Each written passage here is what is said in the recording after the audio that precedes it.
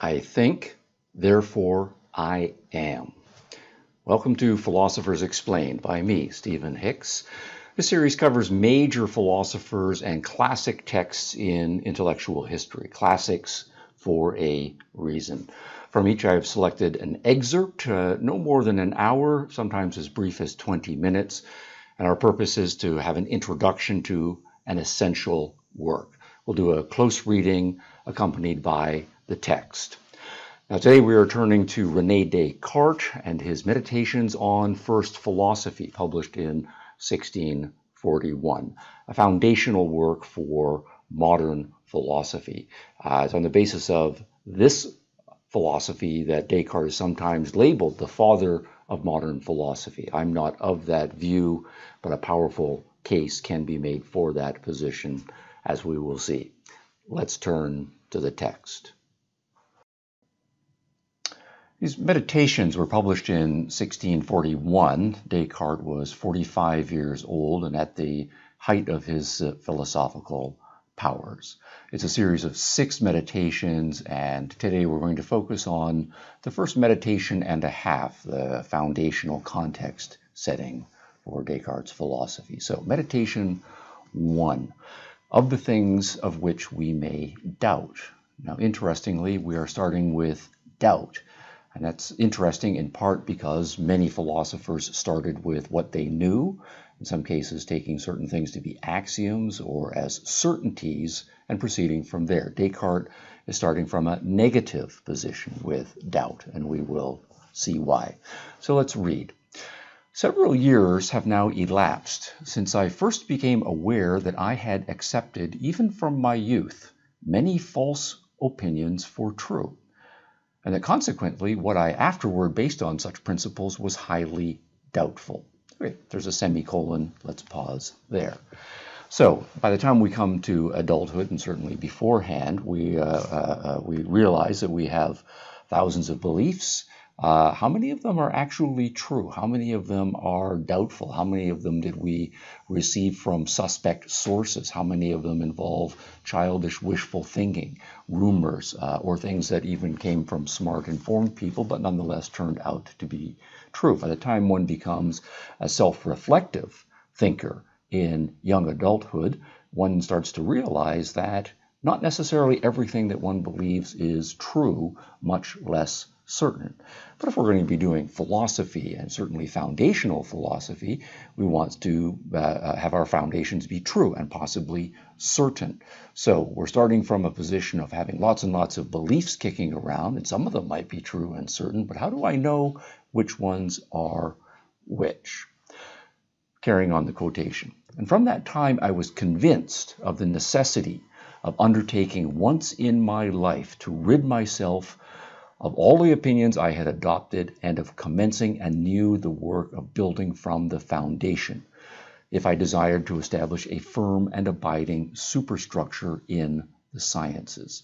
So in part this is a personal project. We all inherit various things from parents and others when we are children, but a part of coming of age and coming to adulthood is to say, I need to think through everything for myself and decide what I'm going to accept as my personal foundation, and then build my life for myself based on that foundation. And then the same thing then more broadly, this is not just a personal project. Descartes is writing in the 1600s. Impressive things are being done in the new sciences, but even then the new sciences are a mishmash in many cases of old traditions and just weird beliefs. And so as part of the new natural science project, how can we find certainty in the sciences? What we should do is think through everything and find out what are the certain axiomatic foundations upon which we can build science. So Descartes as a personal person on a project, as a philosopher, and as a modern scientist wants to now engage upon this project. Now, he says when he was younger, it seemed like such a huge project. He was busy, had other things to do. Maybe he wasn't smart enough to be able to, or informed enough, or whatever, to take on this project. But then he says toward the end of this same paragraph, today, then, now I'm in my 40s, The time is long past. Then, since I have opportunely freed my mind from all cares, I will at length again apply myself earnestly and freely to the general overthrow of all of my former opinions. But how are we going to do this? I've got thousands, perhaps tens of thousands or hundreds of thousands of beliefs kicking around in my head. How am I going to decide which ones I can rely upon and which ones are possible candidates but not yet certain, and which ones are perhaps ridiculous and should be set aside? And if I go through them on a one-by-one basis, well, who has the time in order to do so? So we need a methodological principle, a way of approaching this huge project, and that's what he turns to in this second paragraph. But to this end, it will not be necessary for me to show that the whole of these are false. I ought not the less carefully to withhold belief from what is not entirely certain and indubitable. And so what I then need toward the end of this paragraph, as he puts it, I will at once approach the criticism of the principles on which my former beliefs rested. So I'm going to withhold belief from anything that doesn't seem to be entirely certain or dubitable.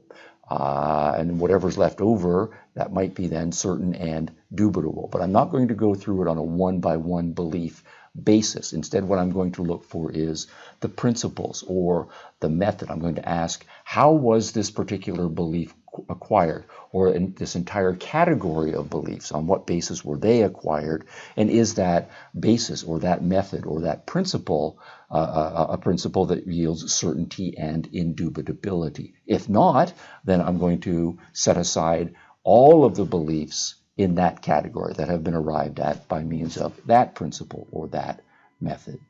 And so he goes on then to identify the first of those principles or methods, and that is the use of our senses. We've acquired a huge number of our beliefs based on our senses, or the testimony and the interpretation of our sensory evidence. So he says, all that I have up to this moment accepted as possessed of the highest truth and certainty are received either from or through the senses. Okay, seems true. Grass is green, the sky is blue on a sunny day, clouds are white and sometimes gray if a storm is approaching, and so on. I have plenty of beliefs. I know what the difference is between heat and cold, rough and smooth, different sorts of sounds, smells, tastes, and so on. So I've got thousands and thousands of beliefs from my senses. But how are the senses as a method or as a principle for generating true, certain, or indubitable beliefs? And then he goes on to observe, however, that sometimes misled us. So sometimes my senses mislead me. They are subject to hallucinations. Sometimes, for example, I will eat, say, an orange, and it will taste sweet. But then I'm coming down with a cold or some sickness, and I'll take another bite from the orange, and it tastes a little bit nasty to me. Well, it's the same orange, but it tastes different on those circumstances. And so which is the true taste of the orange? Or various other illusions. Sometimes the moon seems very small when I look up in the night sky. Sometimes it seems huge. Well, it's the same moon. It's not changing size, and it's roughly the same distance from the Earth. Why is it apparently big and apparently smaller on other occasions? What is the certain size of the moon? And it doesn't seem then my senses are giving those to me. Or a classic example is to take a stick that one knows to be straight. You look at the stick, but then you put the stick so that it's halfway in some water. And it appears as you're putting the stick in the water that the stick is bending. And then you look at it and the stick is going at an angle. Well, the stick isn't bent. It's a perceptual illusion, or at least there's some sort of misleadingness that is involved. But then as he goes on to say, and it is the part of prudence not to place absolute confidence in that by which we have even once been deceived. So my senses mislead me, so therefore my senses do not give me absolute certainty. And then I am going to take all of the beliefs, however many thousands of those that I've acquired by means of the testimony of my senses, and set them aside. Sense perception is not going to be a place where we find certainty. It's not going to be a foundation for knowledge. And that is a very powerful, very radical move that's had great import not only for Descartes' philosophy, but for much of modern philosophy, wrestling with the foundational or not foundational status of sensory evidence. So just as one person, a person lies to you one time, it only takes one time, you're never going to trust that person absolutely again.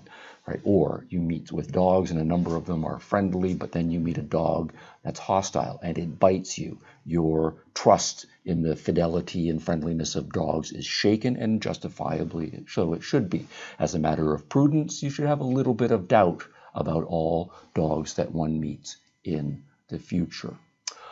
All right, so we might then say, all right, so maybe my senses don't give me absolute certainty, and maybe they mislead me, but I can't doubt that what I am sensing exists. I might not be sensing it exactly accurately, or it might be subject in an illusory, presented to me rather in an illusory fashion. But if I'm looking at the moon, and sometimes it seems big and sometimes it seems small, there's no doubt that there actually is a moon out there, however much I might say I don't know the exact size of the moon. Or I have a stick here, I know that I have a stick and it seems to be straight, and I put the stick in water and it seems to be bent. Okay, now I don't know the true, absolutely certain shape of the stick because I've got contradictory testimony from my senses, but nonetheless I've got something in my hands, it's a stick, and it's outside of my senses.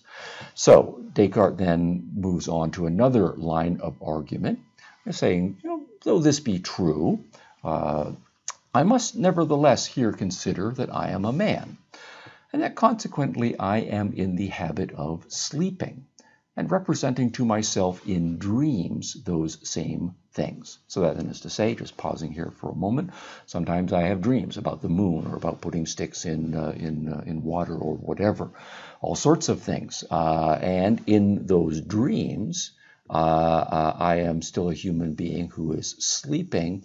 But what is the status of those objects in my dreams? They're not being presented to my senses, but nonetheless they are in some sense being presented to my mind, if we can use that language. So let's carry on this quotation.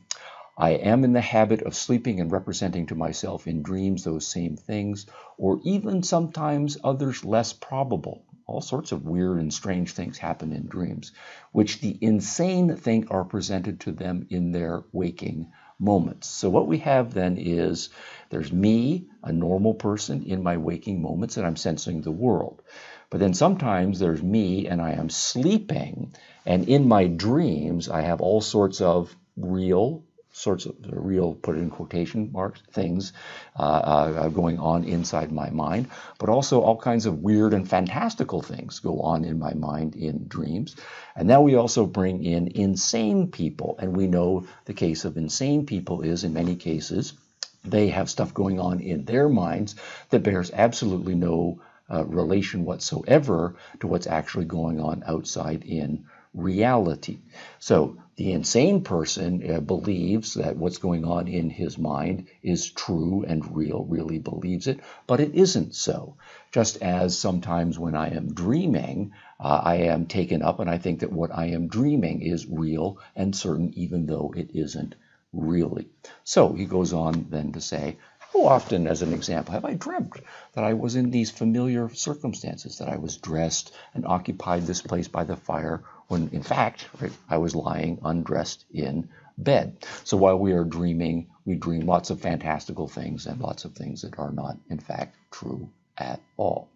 And so what about this moment, though? Is it possible that right now I'm dreaming? And he goes on to say, at the present moment, however, I certainly look upon this paper with eyes wide awake. So here I am, Descartes. I am writing. This paper is here. I am awake, and it's certain. I extend this hand consciously, right, and with express purpose. I'm going to write on the paper, and I perceive it. The occurrences in sleep are not so distinct as all of this. So I really seem to be awake right now. So as we know in dreams, dreams are less distinct, sometimes woozy and sometimes weird. But Descartes goes on to argue, is that really the case? And he says, I cannot forget that. At other times, I have been deceived in sleep by similar illusions. And attentively considering those cases, I perceive so clearly that there exist no certain marks by which the state of waking can ever be distinguished from sleep.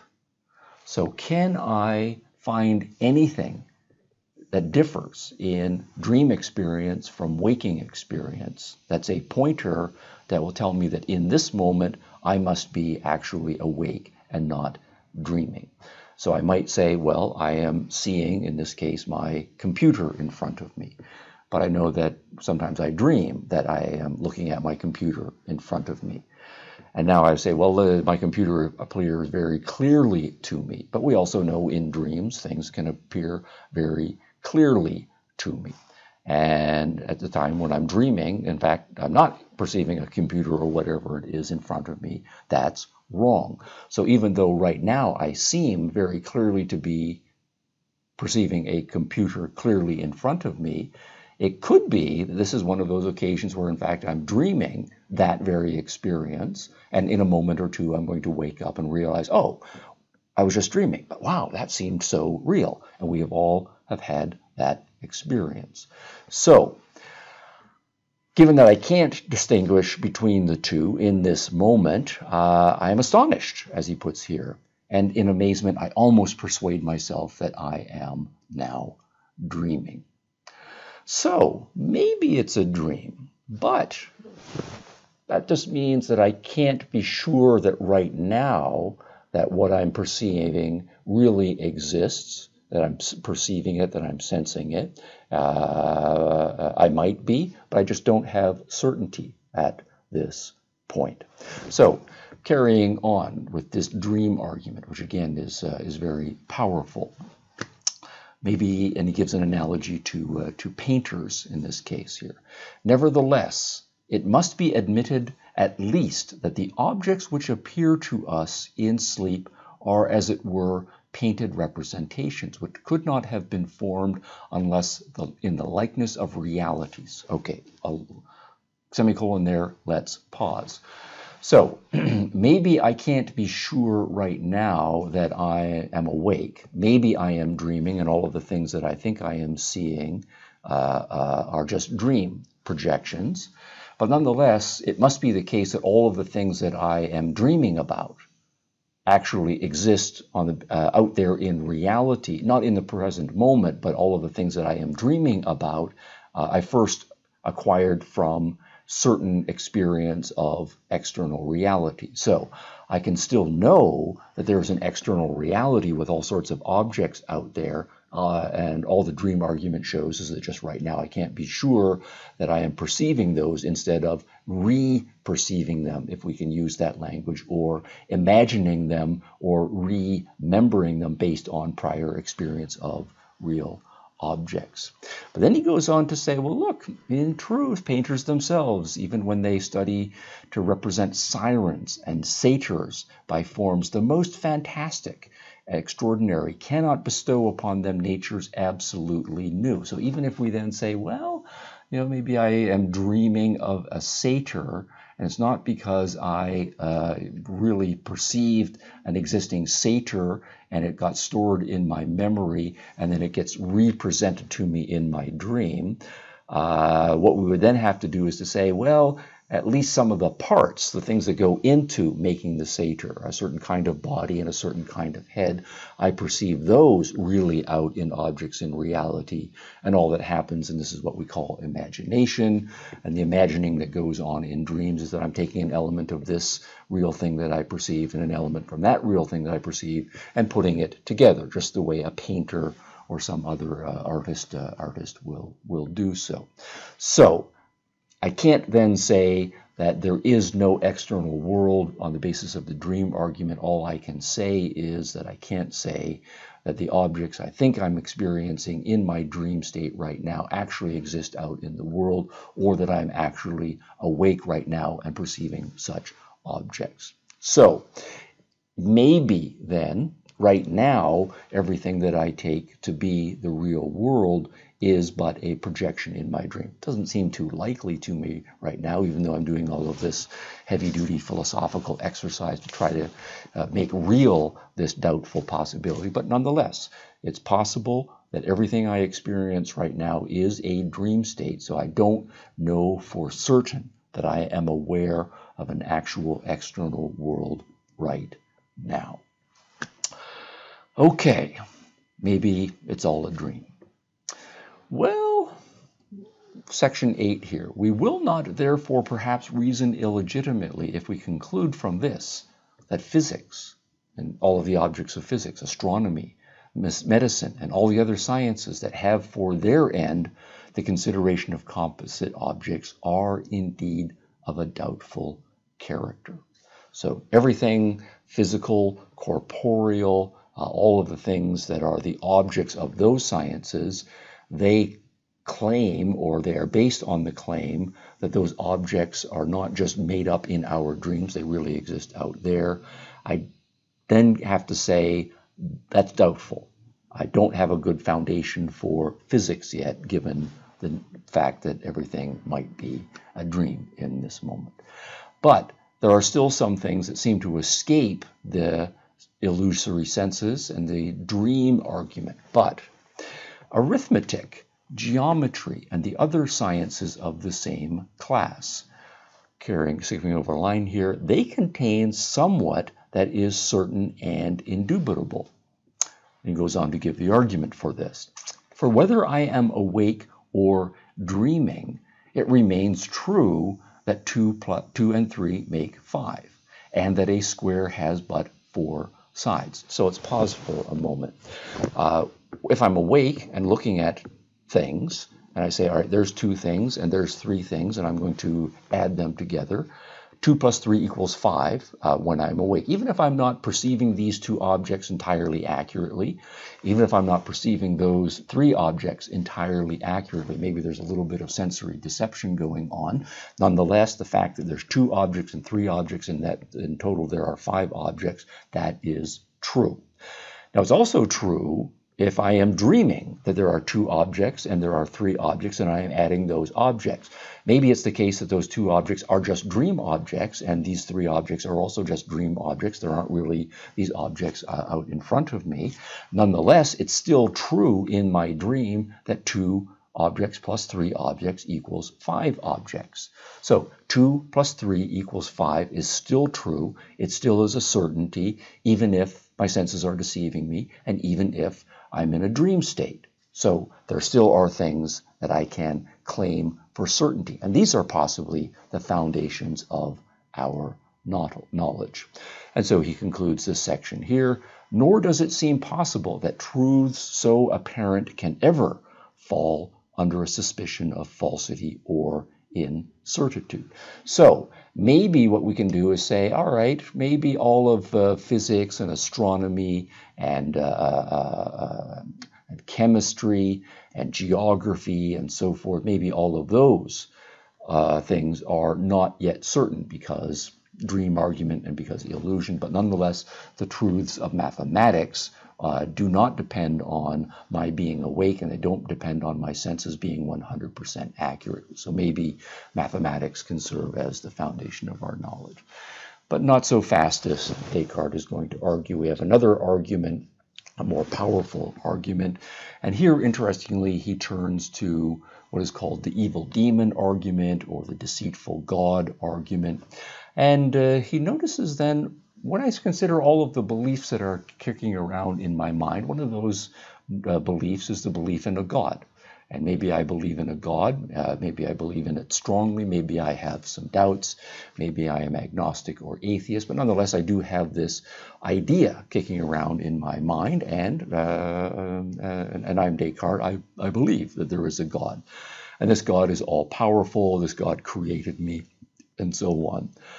Well, God is very powerful. So one possibility is that this God, given his power and that he created me, including my mind, is that this God is messing with me, that he is playing with my mind and making me believe certain things that are not true. So how then do I know that he has not arranged that there should be neither earth nor sky nor any extended figure, nor magnitude, nor place, providing at the same time, however, for the rise in me of the perception of all these objects, and the persuasion that these do not exist otherwise than as I perceive them. So, if there is a God, and this God made me and made my mind and is all-powerful. Well, if he's all-powerful, then he can do anything he wants. And one of the things he might want to do is make me believe some false things. He might want to mess with my mind.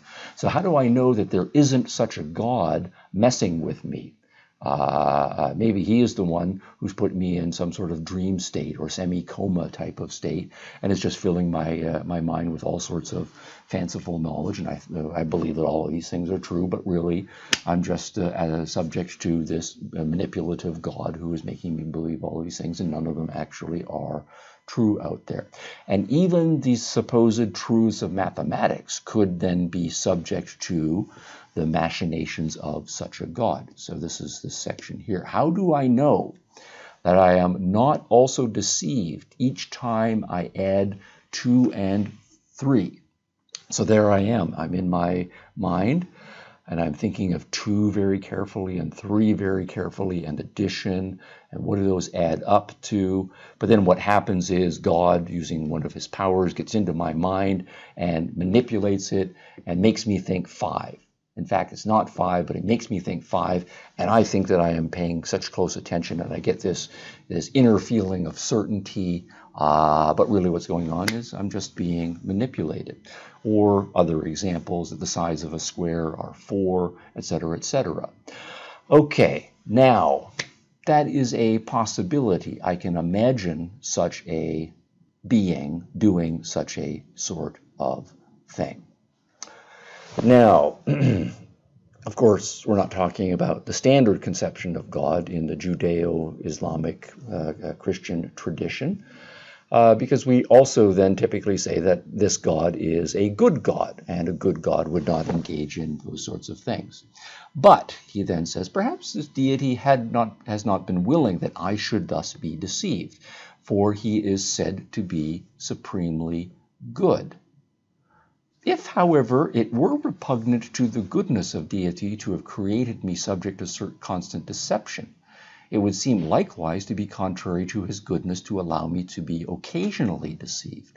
And yet it is clear that this is permitted. So, I know Descartes is saying that immediately our hackles are going to get up. What do you mean that God is this deceitful being and so on? No, God is a perfect being. He is a good being, right, and so forth. And he would not let us be constantly deceived and making us think that the world is all just a dream and that 2 + 2 = 5 and that squares have 4 sides. But all of these things are false. God would not let us do those sorts of things. But then Descartes is saying, well, why then does God let us be mistaken at all? It seems like whatever degree of goodness God has, it doesn't extend to making us always believe true things. God lets us believe false things. He lets us be deceived into believing, in some cases, ridiculous things.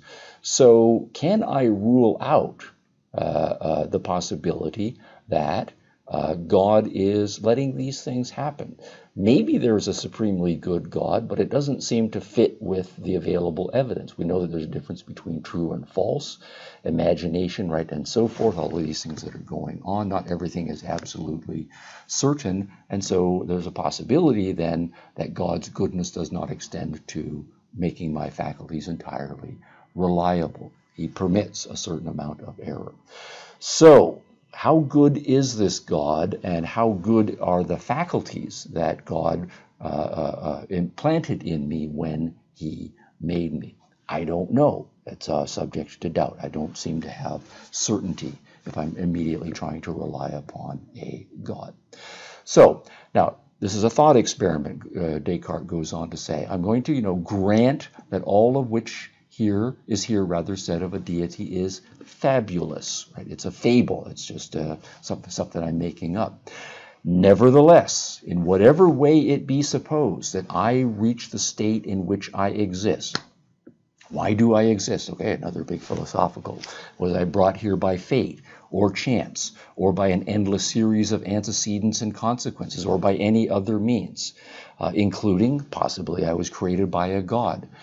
The probability of my being so imperfect as to be the constant victim of deception will be increased exactly in proportion as the power possessed by the cause to which they assign my origin is lessened. So maybe there's an all-powerful, all-perfect God, but maybe there's just a very powerful, pretty perfect, very good God. Or maybe there is a God who is mixed in, he has a mixture of good and evil and various sorts of mixed powers. We don't yet know for absolutely certain what the truth of the deity is, but it does seem to be the case that whatever lesser degree or greater degree of power of this God is, the greater or lesser degree of the powers that were created in me by this God. And since we don't know, we don't yet have certainty. Okay. And so, as his third and most powerfully skeptical or doubting argument, Descartes then proposes the famous evil deity or deceitful demon argument in this final verse as a thought experiment, given what we know so far. I will suppose then, not that deity who is sovereignly good and the fountain of truth, but that some malignant demon who is at once exceedingly potent and deceitful has employed all his artifice to deceive me. So I can imagine, given what I know so far, a kind of God who is a wicked God who has decided for whatever playful reasons, sick sense of humor, to create me, or if he didn't create me, to use his powers to get inside my head and to manipulate my beliefs in a false direction, just because that's what he likes to do. So I will suppose that the sky, the air, the earth, colors, figures, sounds, and all external things are nothing better than the illusion of dreams, by means of which this being has laid snares for my credulity. He's just making me believe whatever it is that he wants. I will consider myself without hands, eyes, flesh, blood, or any of the senses. After all, maybe the deceitful demon is just manipulating my beliefs into thinking that I have such things. Do I have hands? Do I have a body? Do I have flesh, blood, and so forth? I will continue resolutely fixed in this belief, and if indeed by this means it be not in my power to arrive at the knowledge of truth, I shall at least do what is in my power, viz., or namely, suspend my judgment and guard with settled purpose against giving my assent to what is false, and being imposed upon by this deceiver, whatever be his power and artifice. Okay, pausing there. A complicated sentence. So the question then is, if there is such a being, I don't know that there is, but I can imagine such a being, and so I can't rule out such a being. And then the question would be, if there is such a being, what could he be messing with me with respect to? Is there any belief that I have that could not be a false belief implanted in me or manipulated into me by such a being? And if for any given belief that I have, it is possible that this malignant demon is making me believe that I'm not going to take that belief for certainty. I can withhold my credulity from that belief, and I will set it aside and continue on my quest for looking for something that is certain and indubitable and can't be manipulated into me by this evil demon. All right. Now this is hard work, this meditation, and as we approach the end of this, Descartes reflects on this. But this undertaking is arduous, And a certain indolence insensibly leads me back to my ordinary course of life. It's very easy to get out of this philosophical, extremely doubtful cast of mind and just go back to normal living, in which case I believe that the testimony of my senses that I'm waking, that when I think about mathematics, I'm on the right track and I can know various things. But having gone through this meditation, I'm sort of like, and here he gives an analogy to a captive, right, or someone who is a prisoner who has fallen asleep. And the way he puts it is this: just as the captive who perchance was enjoying in his dreams an imaginary liberty, when he begins to suspect that it is but a vision, dreads awakening, and conspires with the agreeable illusions that the deception may be prolonged. And again, we've probably all had that experience, right, where we're in a dream and we're dreaming something very pleasant, but then we start to wake up just enough and say, maybe this is just a dream, but at the same time, we don't want it just to be a dream. We want it to be real because we are enjoying the dream, and so we resist it. Descartes is then analogizing to the same sort of state that his philosophical reflections have led us to. They're taking us to a place that we don't necessarily want to go to. We want to stay with the comfort of our ordinary beliefs, which might very well be illusions, and we're now starting to suspect that maybe there's a whole lot of illusion and falsehood, and that we're going to have to return or stay in a rather dark reality, but we don't really want to do so. But this is enough work for today, so I, of my own accord, fall back into the train of my former beliefs and fear to arouse myself from my former slumber, lest the time of laborious wakefulness that would succeed this quiet rest, in place of bringing any light of day, should prove inadequate to dispel the darkness that will arise from the difficulties that have been now raised. And so by the end of the first meditation, the suspicion is that things could be pretty dark, and in fact, maybe I don't really know anything for certain, that all I have is a lot of beliefs, and that all of my beliefs are potentially false. It could be that all of the sensory beliefs that I have, and that's a huge number, are uncertain, because sometimes my senses are misleading to me. And then if we try to say we're immediately going to build up this magnificent edifice of the senses, or of the sciences rather, based on the testimony of the senses, well, if we have some doubts about the senses, then that means we should have some doubts about the entire edifice of the sciences. Even my belief that there's an external world that I am aware of in this particular moment, that might not even be true. What I take to be the external world might entirely be just a dream state. And then even more powerfully, it might just be that everything that is in my mind right now is but a figment, not even of my own imagination, but of the imagination of some malignant demon that is just put into my mind. And even the most certain truths of mathematics are also false and being instilled in me. And so, do I know anything?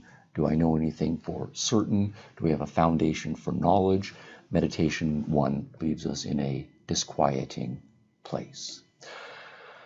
Meditation 2, Descartes returns the next day, presumably, and the way he puts it is, to pick up where he left off, the meditation of yesterday has filled my mind with so many doubts that it is no longer in my power to forget them, nor do I see, meanwhile, any principle on which they can be resolved. So I return in meditation 2 to that extraordinarily skeptical place that we were left with after meditation 1. So let's continue to try, though. I will, as he puts it here, nevertheless make an effort and try anew the same path on which I entered yesterday. That is, proceed by casting aside all that admits of the slightest doubt, not less than if I had discovered it to be absolutely false. And I will continue always in this track until I shall find something that is certain. We are looking for certainty, for an absolute foundation, and if we can find one 2, however many such things. On the basis of that, then we will be able to build the foundation for my personal belief system, and then more broadly a scientific system. And he draws a wonderful analogy here to Archimedes, the great ancient physicist and mathematician. Archimedes, that he might transport the entire globe from the place it occupied to another, demanded only a point that was firm and immovable, a fulcrum, so also that I shall be entitled to entertain the highest expectations if I am fortunate enough to find only one thing that is certain and indubitable. So Archimedes is saying, give me a fulcrum and actually a lever, then I can move anything based on that solid foundation of the fulcrum. Descartes is analogizing.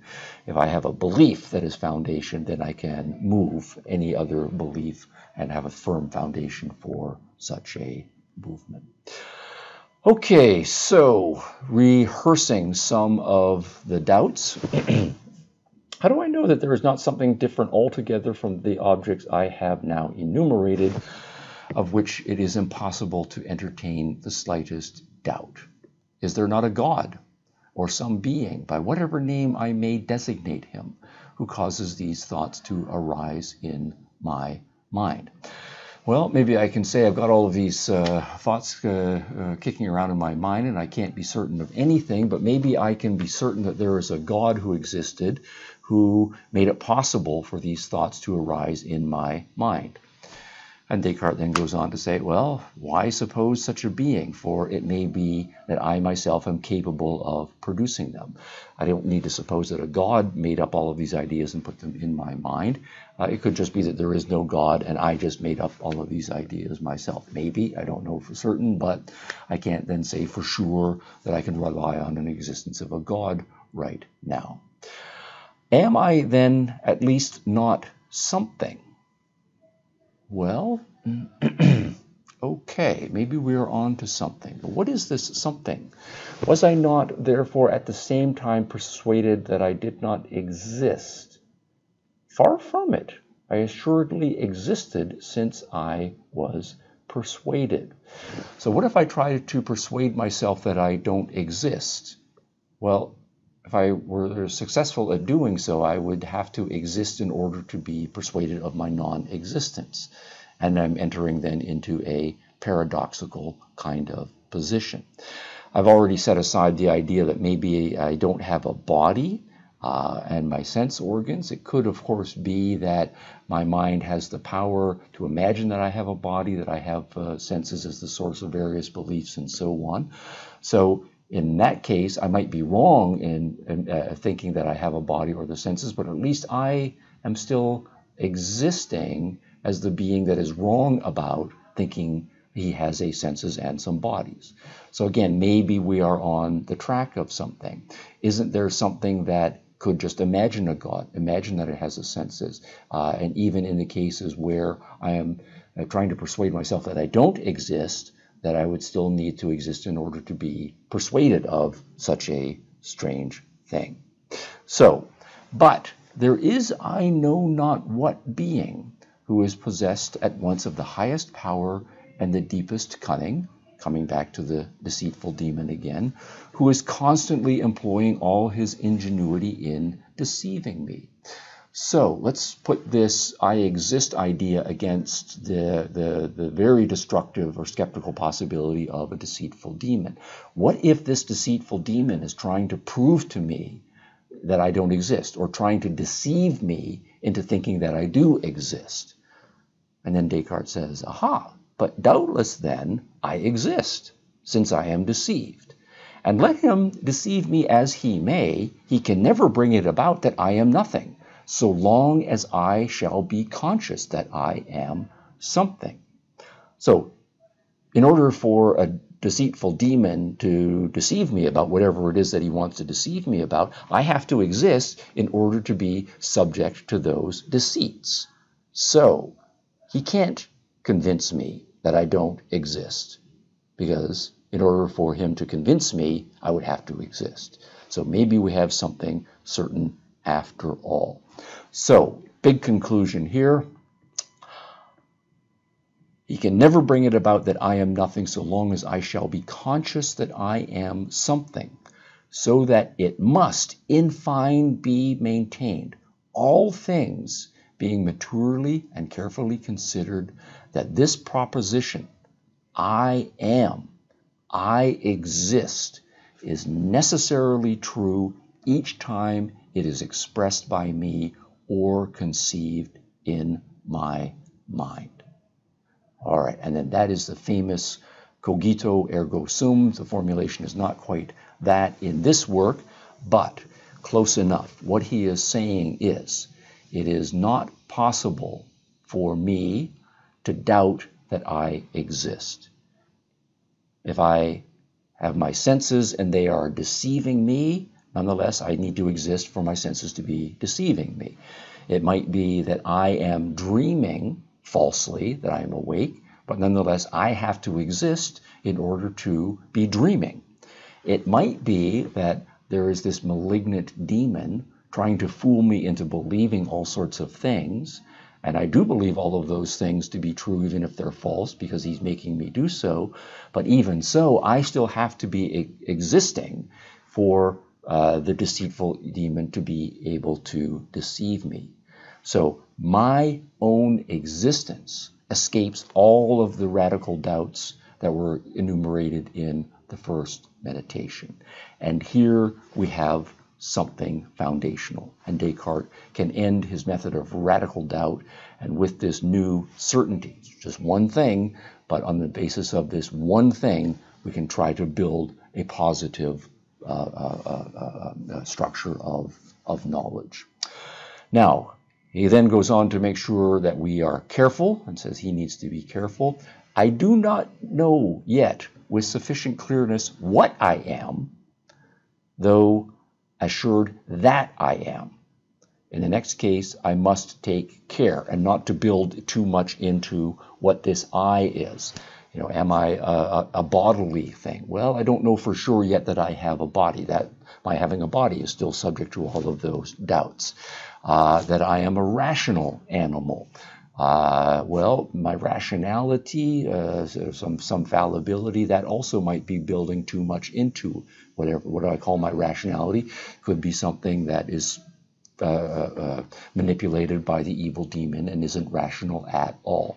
All I know is that I exist, and I know that I exist as long as I am thinking about my existence and thinking about all of these various possibilities. So my thinking guarantees my knowledge of my existence. Okay, we are going to stop there. It is on the basis of these meditations and the parallel exploration of them, these ideas rather, in Descartes' other works that make him one of the most powerful philosophers in modernity. And there's been a huge amount of effort to dealing with meditation 1, the meditation 2, whether this cogito ergo sum escapes the radical doubt of meditation 1. And what we find is a large number of philosophers will think that the skeptical arguments developed in number 1 are not in fact defeated by the cogito, or some will argue that the cogito gives you a little bit of an escape but not very much. And on the basis of that, we can't, in fact, develop very, very far the positive edifice of science, given the power of those skeptical arguments in number 1. And there are others who will nonetheless argue that Descartes' further project, and the project as developed by other philosophers, once we have this prior certainty of one's own existence, can, in fact, serve as a legitimate foundation for an impressive knowledge structure. And that then is a big part of the project of modern philosophy.